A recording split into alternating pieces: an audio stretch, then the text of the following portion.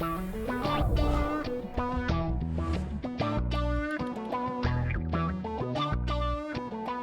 everyone, and welcome back to this special edition of our Developer Office Hours. So today we are wrapping up the Layer Up Hackathon workshop series, part of the Cardano Summit Hackathon 2025. So it's been an amazing hands-on learning and collaboration. And today we are closing out with Yaci DevKit from Bloxbeam.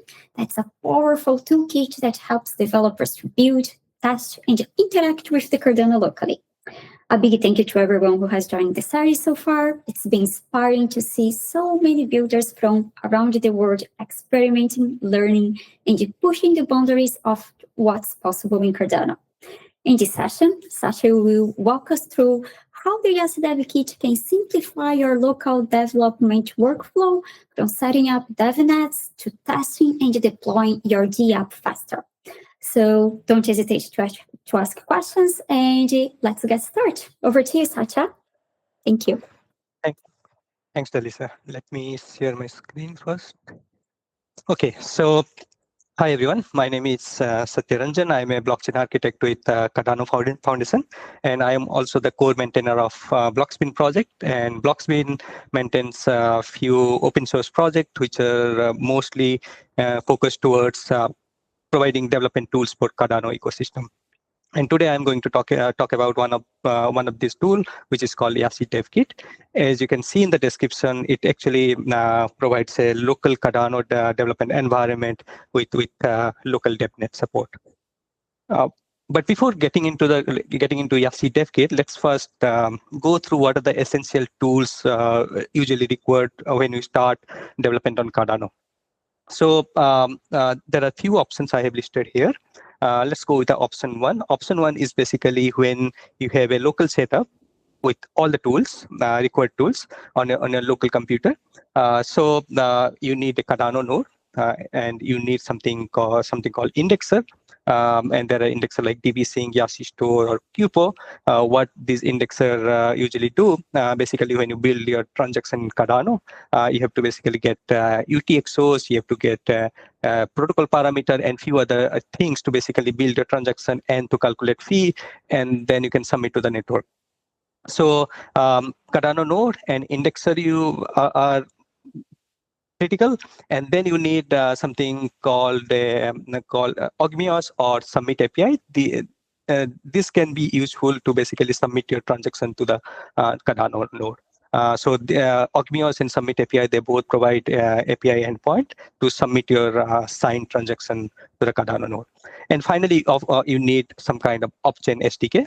And we have various off-chain SDK in different languages, like Lucid Evolution, Mesh.js for JavaScript or TypeScript world, and we have Cardano Client Leaf for Java developers, and we have Cardano for Python developers, and there are a few others also. So if you bring all these components on a local machine and do the setup, of course you can build Cardano transaction and test everything yourself. The second option is probably the easiest option is you rely on a provider like Blockthrow, Squares, or Maestro. What they do, they basically provide API endpoints through which you can get data required to build your transactions, like UTXO data, protocol parameter data, as I mentioned before. And they also support submit and transaction submission endpoint. So you basically don't need anything on your local computer or on a VM. You just need a off-chain SDK, client SDK like Lucid or Mesh or Cardano Client Leaf to basically build your transaction and submit to the endpoint provided by these providers. Definitely, this is probably the easiest option. And the third option is the Demeter run. What Demeter does, it provides your own endpoint for all these tools mentioned in option one. That's also a good option if you want to try it out. But common among all these options are there are few common things or common theme in between these options. The first one is you are basically developing on a public network. So when it's a public network, when you interact with these provider services or Demeter run, basically you are submitting a transaction through preprod or preview. I don't know if you like, you can also test on mainnet, but I'll highly recommend please don't do that. But these are all public network, right? And for that you need test data. So we have a faucet from where you can actually get test data, but there is also a limitation. So every day I think you can only request once. And third point is basically that these networks are public network and those are configured for 20-second delay. So every time you submit a transaction, you have to wait for 20 seconds to see your transaction on chain, minimum 20 seconds, or it could be around that. So and finally, everything you're putting there, it's basically immutable because blockchain is immutable. So let's say you are working on a project which you don't want to disclose now, but you are testing something for your project, it will be immediately available there, and everyone can see that. So, and in some project, probably you don't want to do that. So, these are some of the issues or concern when we are doing working with a public network. So that's exactly what Yaci DevKit is trying to solve here. So as I mentioned, it provides a local network, so which can be created and destroyed easily, right, with just one command, and which basically enables developers to iterate faster and provide and get a rapid feedback loop. So I already mentioned about the tools we need to build transaction and submit transaction in Cardano ecosystem. So what Yaci DevKit basically bundles, it comes with a CLI tool, which is called Yaci CLI, through which basically you can create, destroy, and interact with the Cardano local dev network, which you are going to create with Yaci DevKit.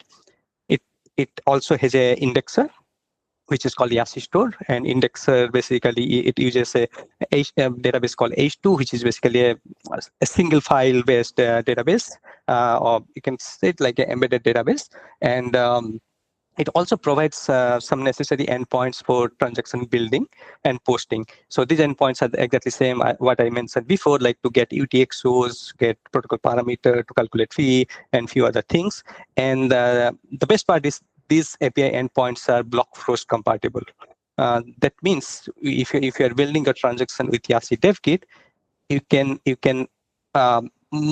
take that same code and it should work with block frost provider, because most of these off-chain SDK, they support provider for Blockfrost, Coes, or Maestro. So you just build with Yaci DevKit and just change the URL to Blockfrost, it should work.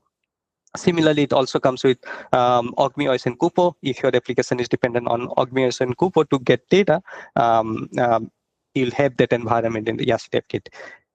It also has a minimal browser-based viewer, or it's like your own personal explorer, so you can see what's happening in your own dev network.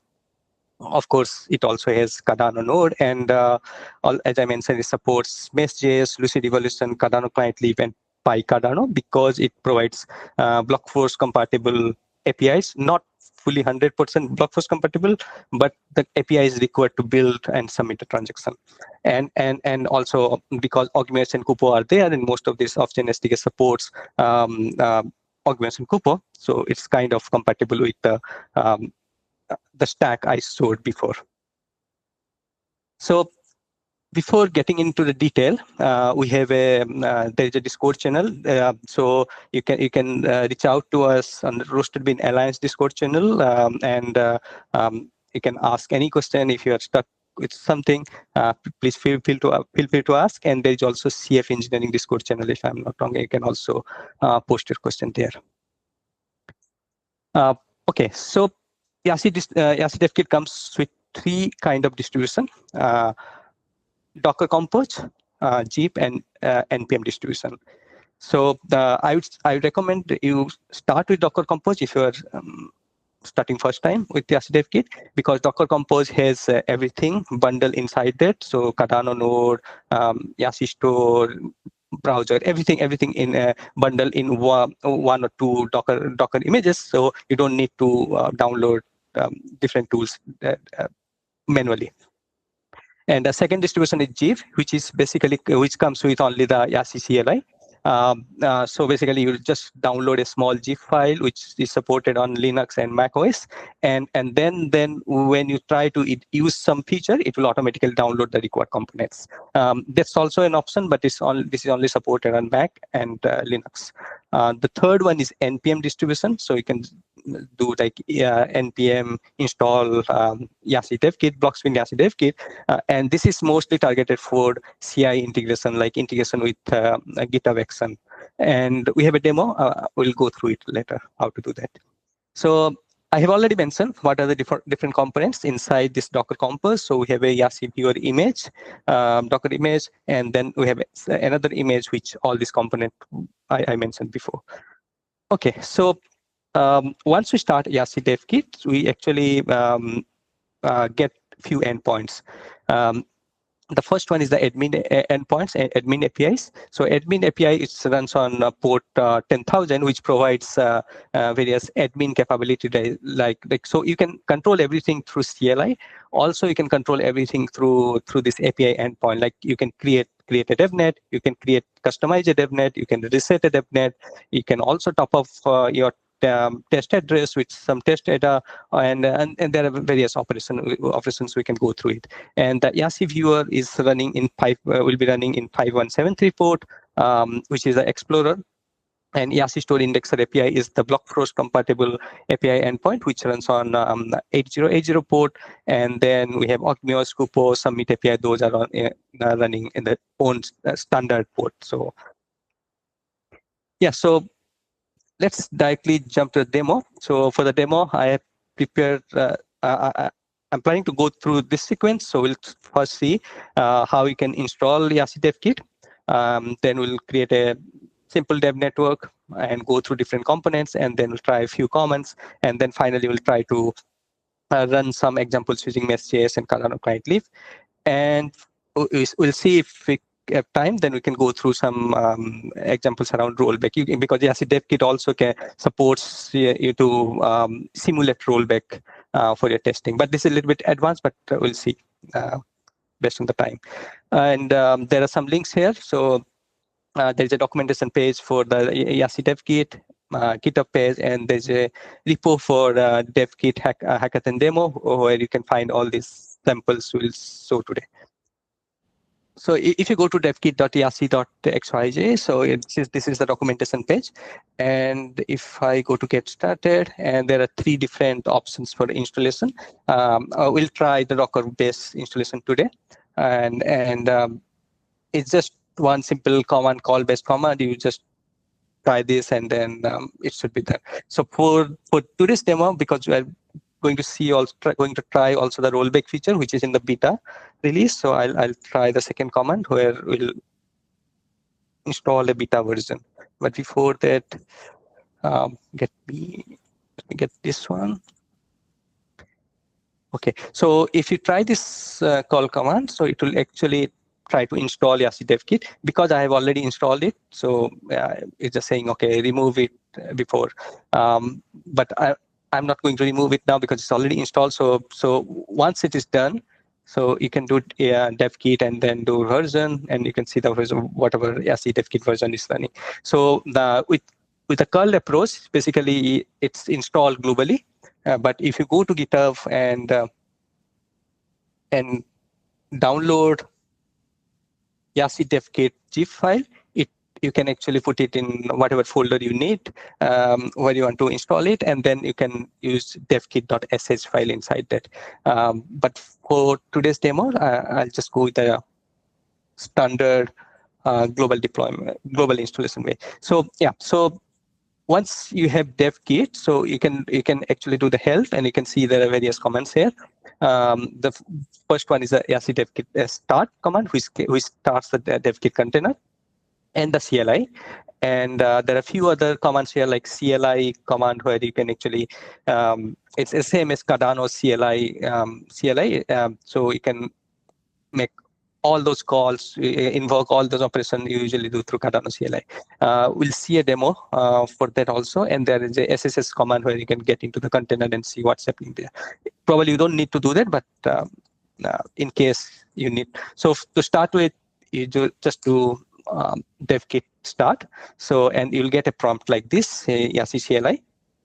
And the very first thing, and you can also see few information here, how to connect to the viewer, how to connect to the API endpoint, and the pool ID. By default, there is only one single stake pool here. So in case you want to test staking operation like delegating to a pool, you can use this pool ID to do that.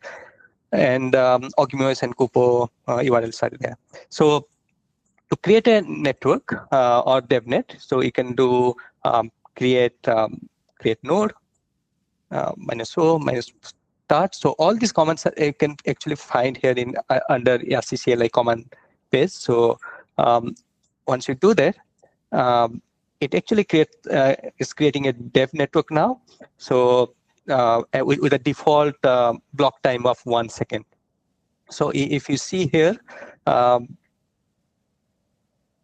the node is running in port 3001, submit API is 8090 port, block time is 1 second, slot length is 1 second, and epoch length is 600 slot, right?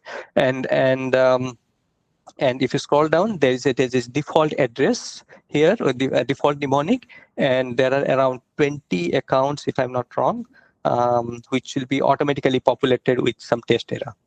So so everything is set up, so you can just, if you want to use this test account, you can just directly use it in your test. So you don't need to create any test address, top up. Those operations are not needed. So now if I go to my browser and go to 10,000 port, which is the admin endpoint, here also you can see you have everything here, like there's a API to reset, create the network with the required configuration, and then there is a TIFF information. Like if I do TIFF, you can also see, okay, now the block number is 83, because we just started the node. And similarly, if all other things here, if you want to invoke this API endpoint to control your network, you can actually do that. Everything exposed through CLI is also exposed through this API endpoint. So just for example, if I want to try to reset this network, so what it will do, it will basically wipe out all the data, and it will again start from block 0. And this is super useful if you are writing tests and trying to control everything programmatically. So yeah, so the network is started now again. So if I do tip, you can see how the blocks are moving, and you can also, even if you really want to go, if you don't want to go with like 1 second block time, you can also just put block time as, let's say, 300 millisecond, but you have to also provide slot length as same 300 millisecond and start. And also you can also put like epoch length. So in case like you want to try how the rewards are being distributed to different stake pools or the reward addresses. So you can also try that with shorter epoch length. So now if I do TIFF, you can see the blocks are actually really moving quite fast. So now if I go the second API endpoint, which is running on 8080 port, these are the block force compatible API endpoint. As I mentioned, this is not 100% block force compatible, but it's the minimal compatibility is there so that you can build transactions and submit transactions. But these are all the APIs you may need in your application. And and if you go to port 1337, Ogmios is running out of box by default because Ogmios provide like script cost evaluation features. So that's by default we also start Ogmios. But Kupo by default it doesn't start. But if you do something like, okay, enable Kupomius, in this case, if you stop and then start again. Okay, so now if I go to Kupo, I think we have both Ogmios, Kupo, and then also Yaci Store. We have all three components running here. So if you can see this for this particular address, there is there is no UTXO because I'm trying to hit UTXO endpoint in the for the cupo. I'm trying to find unspent UTXO for this particular address. But if I let's add some test data to this address. So I'll use top-up command, and in top-up command you can pass a address, and then you have to pass some data, right? So I want to top up with 5,000 data. So what would happen? So if I now go here, you can see, yeah, so my top up is done, and I have like 50,000 data in that address. So similarly, you can also add Dalisa. Yes, sorry, Satya. Can you zoom in the page on the right that you have there, the web browser? Yeah. Thank you. Yes. Okay. So yeah, so I was just hitting this cupo endpoint to see the output, and the same output also can be viewed here, right? If there's a command called UTXOs, and sorry, I have to remove this unspent, and you can see the UTXO here. And UTXO command, if there is any datum in that particular UTXO, also because there is no datum in this case, you can also the option pretty print inline datum, which will convert your datum from CBOT to JSON in a readable format. So yeah, so we covered UTXO command. So there are and I already showed reset, and similarly, there are a few other commands called default address. So if you do default address, you can also find the address which is there out of box, and you can also select one address and top up more data. But out of box, I think each of these address have has like 10,000 data in. So there are a few other commands. Let me quickly get into. So the info command can show you all the details of all the endpoints. And finally, if your testing is done, then you can just either you exit, or you can just create no start again. So if you have any question, please feel free to stop me and ask. But this is mostly the key commands supported by Yaci DevKit. But if you go to this doc page, you can also find various other commands. But I think I almost covered all the key commands. So there are a few commands specific to logs. If you want to see the Cardano node logs, you can also see like this. There is a tail command where you can also tell what's going in the node. But I think those are not that useful. Okay, so what we can now do, we'll be going through some examples and then see how the transaction can be built and submitted to the Yaci DevKit network. So, okay, let's start with the very first example then, mesh.js one. So this is a simple payment we are doing. If you see, I'm using the same mnemonic here, and we're trying to send Lovelace to this particular address from whatever wallet we have loaded here, and the Lovelace amount is 2 ADA.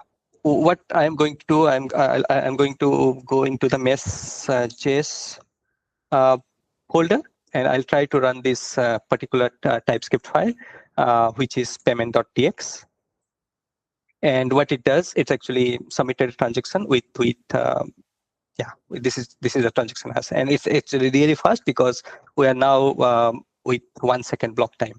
So I'll just minimize this, and I'll go to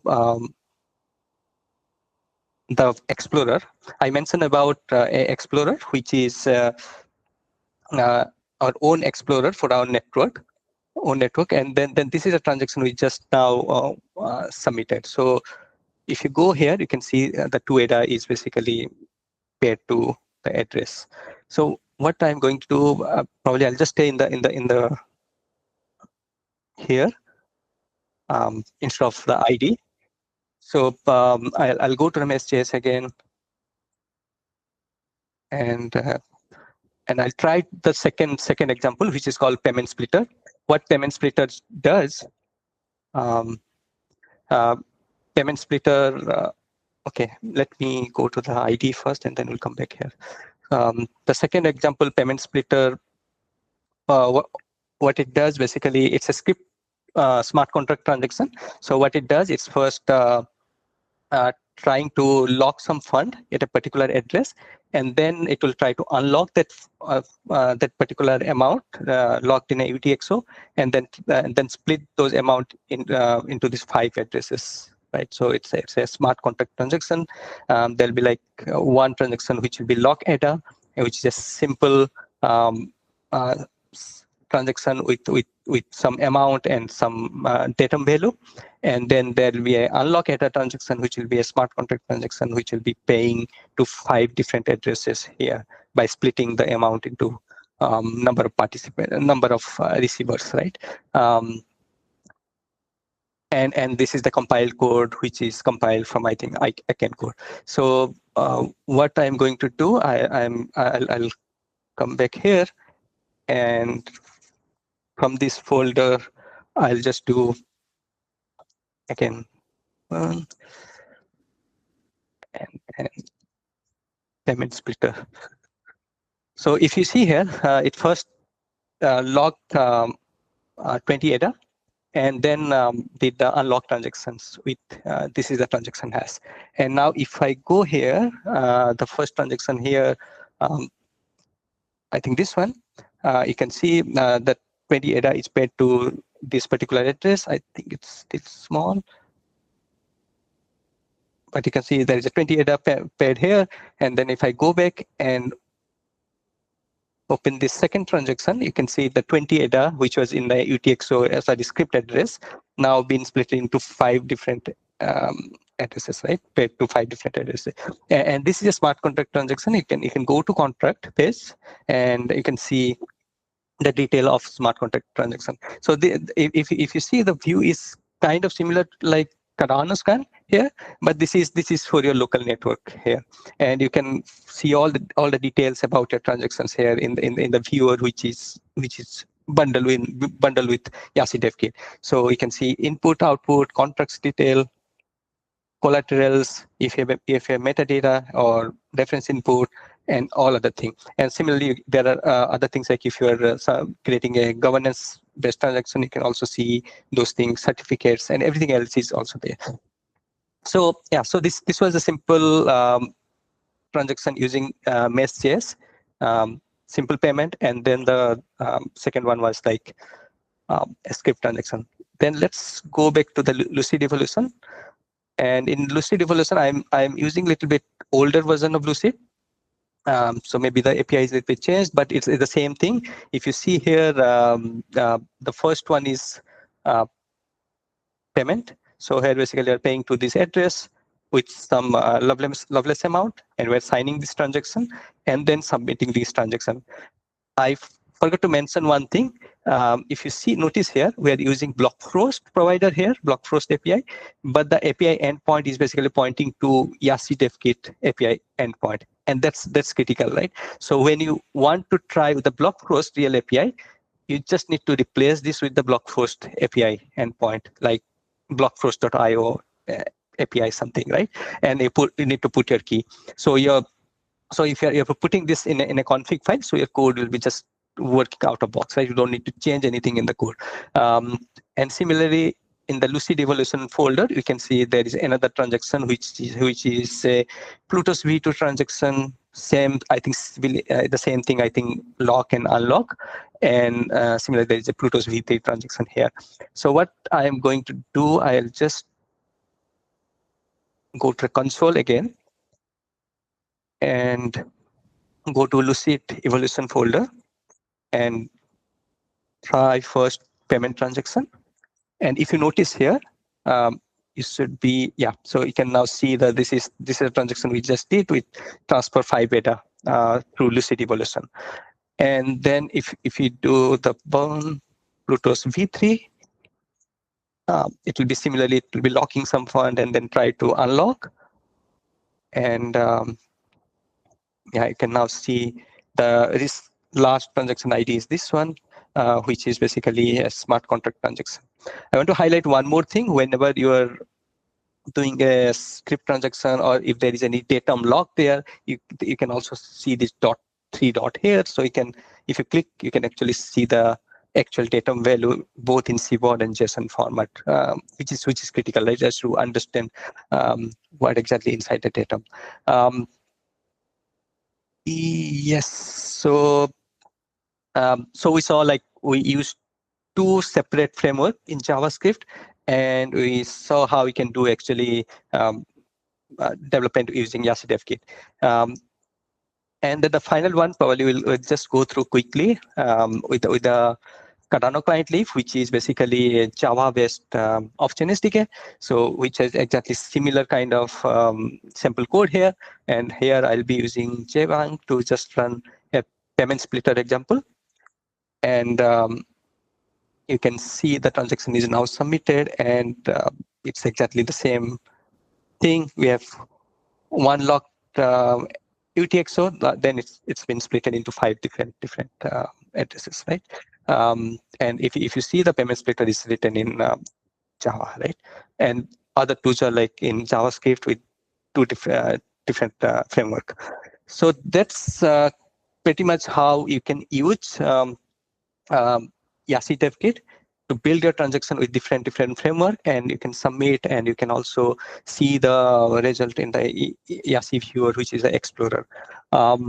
Any questions so far before we jump to maybe rollback support? Okay, so if there is no question, probably the final thing, probably I'll just show how you can actually simulate rollback support. In the recent beta, we have started supporting rollback, and it's not a common use case, but in some application probably you also need to test, right, if there is a rollback happening in the node, how your transaction is behaving, right? And it's not very easy to test in a real network. So we have like two kind of rollback support here. One is like, in the first option, we just take a database snapshot of the Cardano database, and then there's a rollback command, and when you do rollback, or then it will just restore the old database snapshot. So this is not a real rollback, but at least only the state will be changing. And then there is a second option where you can actually do the real consensus-based rollback. We're going to see this one, and so for that, what I'm going to do, I'll just exit. So my running network will now stop. And then now I'll start. So in the first use case, we saw we had only one Cardano node running. So now what I'm going to do, we're doing create node, enable multi-node, and we're setting block time to 2, just so that rollback can be simulated, because if I use block time 1, rollback is not always it's not always possible to simulate, right? So I'll try with this. So what it means, instead of 1 node, now it will start 3 Cardano node, and with the same thing, same default address and Ogmio Scopo, and our network will be now connected to like only 1 node, which is the node 1. So now, but here the tip command, if I do tip, you can actually see there are like 3 different node now running, and you can see how easily it is to just start, stop, or just reset. If I do reset, it will just start again with the 3 nodes with the new database. So what I'm going to do now, so if you see, all 3 nodes are running happily, properly saying block number is 19, or so now let me do this. So block is 22. So now what I am trying to do, I'll do create fork. So I'll try to simulate a rollback. What happens, it will basically disconnect one of this node from other 2 nodes. So if I do create fork, and if I now do tip, you can now see how they will basically go in different paths. So if you see, the first node is still in block at block 32, and other 2 nodes are perfectly in sync, like block 39 and 39, right? So now if you submit any transaction, it will go to block node 1, And you can see it in the viewer. And after some time, you want to basically say, okay, let me join this fork, right? So there is a join fork command.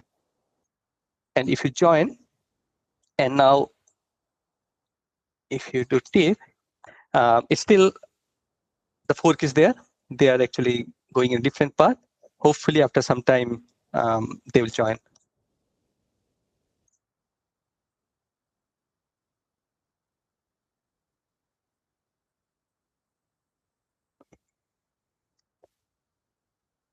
Okay, so we'll give it some time, because sometimes it's a little bit not always reliable, but yeah. So it almost came back. So, yes. So now if you see, we have like all 3 nodes running at block 77. So this is how you can see, like we had like 3 networks, the 3 nodes connected with each other, and we just simulated a rollback in our own laptop, right? Without having like 3 different VM running Cardano node in Amazon AWS or some other infrastructure, and trying to simulate this connection issues, right, between them. Yeah, so this is the, I think, currently supported in beta 1, recent beta, but it will be supported in main release very soon. I think that's it from my side. Let me quickly go to the slide. Yes, I think we covered all the points mentioned here. And if you have any question, please feel free to ask. Yeah.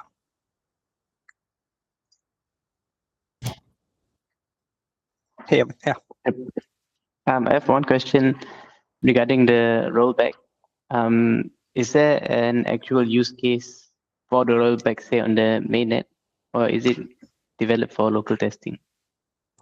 Yes, so rollback is actually quite common in blockchain world. So even though we don't realize, its rollbacks are happening constantly in the real network and the mainnet. So because when you develop blockchain application, there is a concept of finalization. So there is a chance that your transaction can roll back, and most of the time it's okay. So if you wait for, let's say, 10 or 20 blocks, your transaction should be finalized. But on average, but there is a network parameter. If I do info here, there is a network parameter. You can see here the security param, which is 50 here, right? What does it mean? After 50 block, the blocks will be basically all the blocks before 50 blocks will be basically immutable, right? So if you wait for like 50 block in this network, you can say like, okay, my transaction is actually finalized, right? But before that, there's a chance of rollback if, let's say, there are major portion of the network that disagree with something, right? So in Cardano network, I think it's set as like 2160 block. If you calculate, it's around 12 hours, right? That's the theoretical limit rollback can happen, but it's actually not a real scenario, right? But regularly we see rollback for like, say, 1 or 2 blocks, right? And if by chance your transaction is part of that block, you have to actually take care of this scenario. And the rollback feature you're saying you added recently, actually the request came from real use case. Some of the users actually, they are looking for because it's really hard to simulate rollback in real network or any test network, public test network. So this is a quite useful feature if you're really building any critical application on Cardano, and every application should be aware about rollback scenario, because most of the time we just think about the happy path scenario, but this should be considered when you build a application and you're deploying into production. Yeah.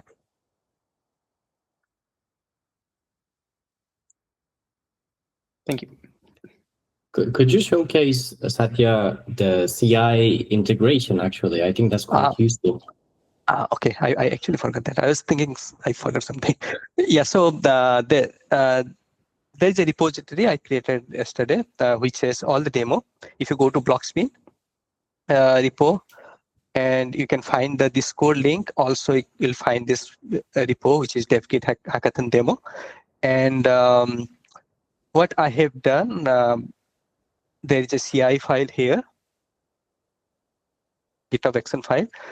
And if you see here, it's installing Yaci DevKit through npm, the npm, and using the same. The command is slightly different here. It's because it's not interactive. So it's Yaci DevKit up, enable Yaci store. Similarly, if you are using ogmios or kupo, you just do -- kupomios, and then you just wait for few seconds to get ready, and then I'm just installing few burn jbang, and then then it's just trying to run all this example, whatever we did now, right? So what I'm going to do now, I'll go to GitHub Action, and let me just make it bigger, and then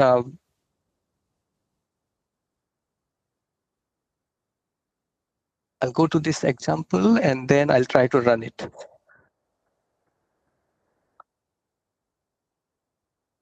And then if I go to this,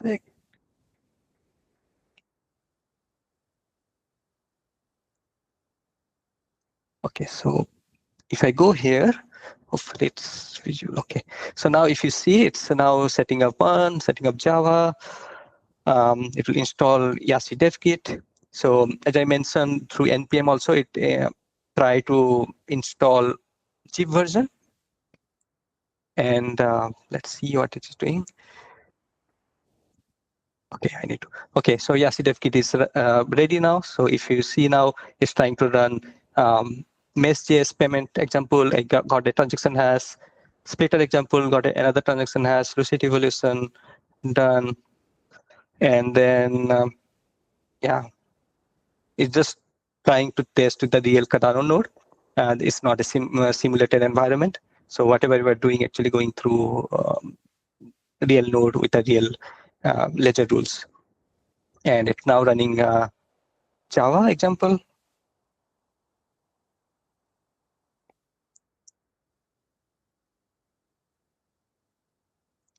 And this, remember, this is a block time set as 1 second. You can also reduce it to milliseconds. So if you want to have like real faster.